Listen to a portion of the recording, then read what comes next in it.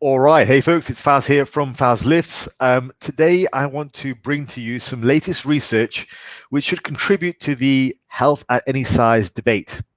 So before we get into that, thanks for making it onto my channel. If you have any comments and questions, please pop them down below. If you'd like to work with me on your own fat loss journey, then there's a link in the description.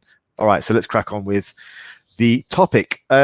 Firstly, I want to just highlight what Hayes is saying. So what are we talking about? And also my experience with body fat and what I've done. So basically the argument is this.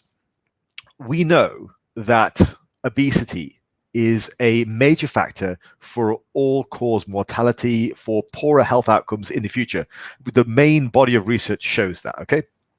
However, there are those who can be obese but present absolutely fine blood work, and they are referred to as metabolically healthy obese. So that's just some definitions to begin with, all right?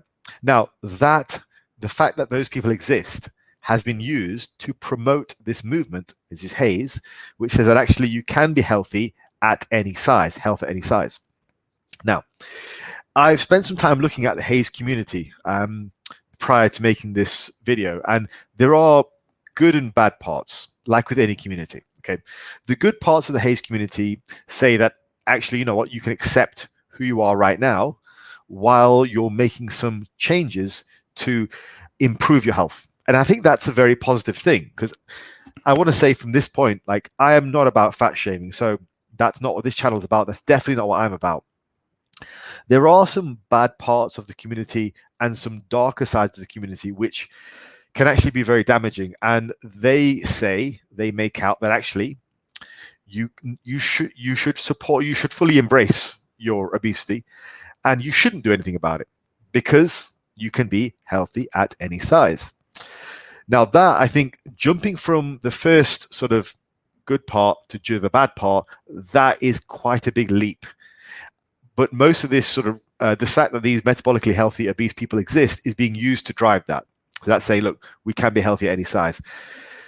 Now, that's just giving you a bit of a insight. So I want to go on to just talk about one more thing here. So before I go on to the research, I think part of the discrepancy between the good and bad parts of the community can be that the issue can become clouded with emotion. If you've got somebody who's been trying desperately to lose weight their whole life, you know, they've got that extra 20, 30, 40, even 50 pounds of extra weight. They've been trying to lose that their entire life, and they've failed for whatever reason. They've had poor diet advice. Perhaps they've listened to, you know, really poor, like, juice cleanse fast stuff, and they always regain it. Perhaps they've done excessive cardio and they've burnt out. Perhaps they've gone zero carb and it's just been a nightmare.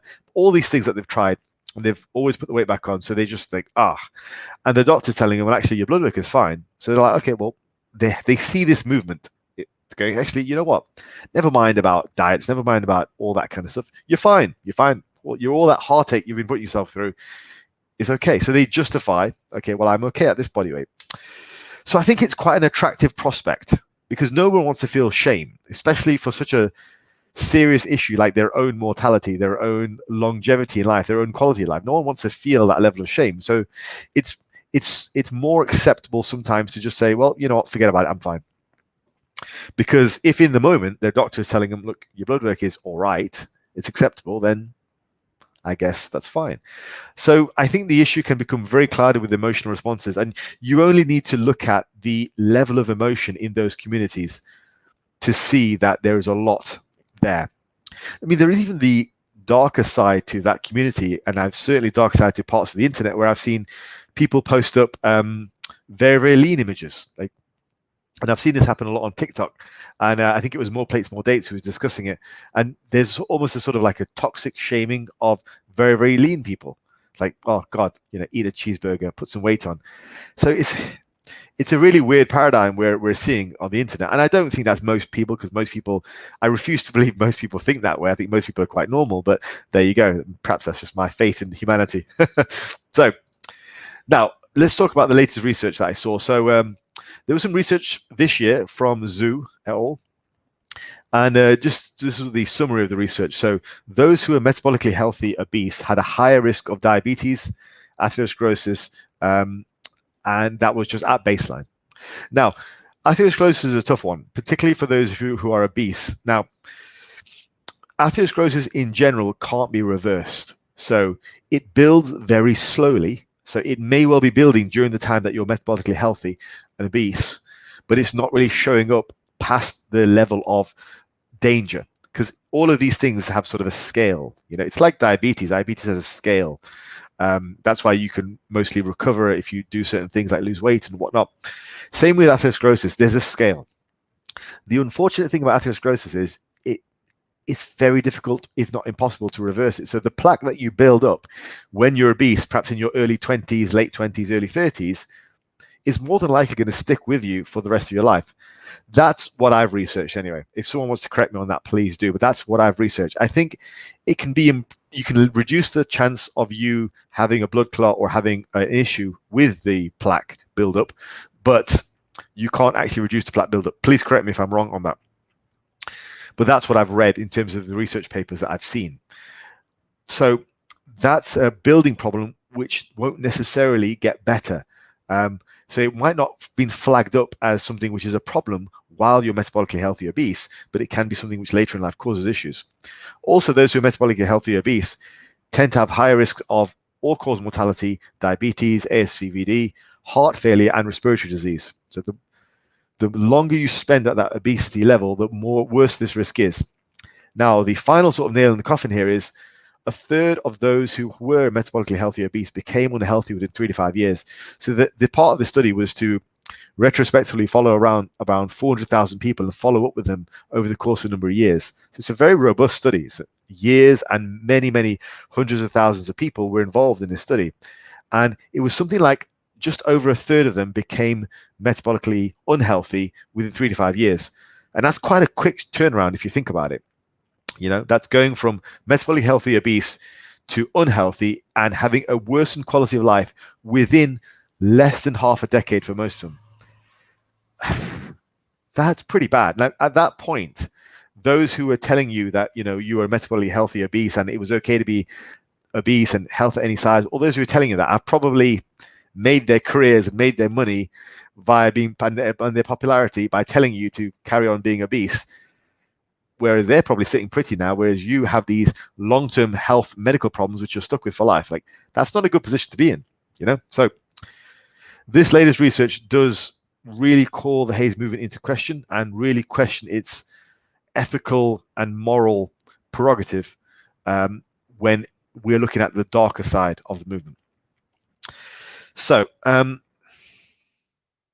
in sort of conclusion to this, to reiterate the point that I made, first of all, I'm not about fat shaming. Like, I've been very sort of a large portion of my life, and nowadays I kind of stick to roughly about anywhere between 30 to 40 pounds less than I was for most of my life. Most of my life I walked around at about 90 to 93 kilos. Generally, I walk around about 80 kilos now. So I'm not about fat shaming. I've been there.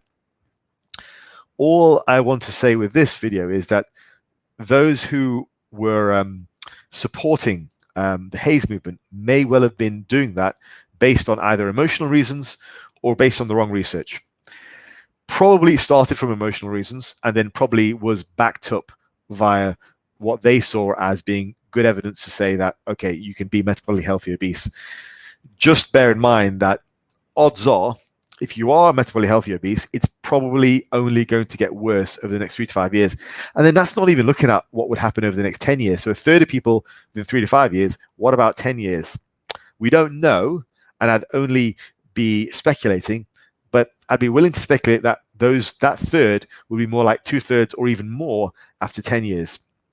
We would need Zoo to follow up on that after another 5 years. But, I guess my point is, do you really want to throw those dice with your own health? Because once you suffer those health outcomes, your quality of life will be worsened. Do you really want to go down that road with your own body? Like, it's great, health at any size and all these like women on Vogue and all that kind of stuff. And that's cool, like, I guess.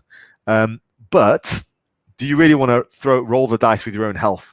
I would say it's probably not worth it. And yeah, finally, so if you are obese, it probably does behoove you to do something about it. That's it. Because if it doesn't bite you in the arse now, it probably will later in life. So I guess I'll end with that and just say that if you do want me to help you with, well, the stuff that I've been doing with myself and with my clients over the last few years, then there is a link in the description for you to get in touch. And yeah, let me help if that's the position that you're in. And let me hear from you down below. What do you think of the Haze movement? It's usually something which gets people talking. So let me know what you think. All right, folks, I'll call it there. Take it easy.